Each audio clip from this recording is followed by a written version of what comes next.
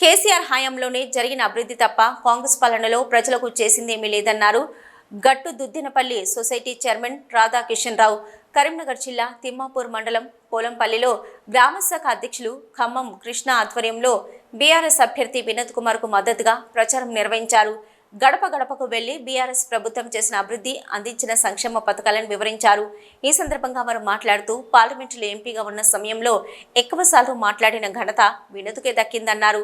అసభ్యపు అమలు ఇచ్చి కాంగ్రెస్ అధికారంలోకి వచ్చిందన్నారు. అలాగే బీజేపీ మత రాజకీయాలు చేస్తుందన్నారు. కరీంనగర్ అభివృద్ధి జరగాలంటే ఎంపీ అభ్యర్థి బోయినపల్లి వినోద్ కుమార్ కు ఓటు వేసి భారీ మెజార్టీతో గెలిపించాలని కోరారు. మేము బీఆర్ఎస్ తరఫున ఇంటింటికి ప్రచారం మొదలుపెట్టడం జరిగింది.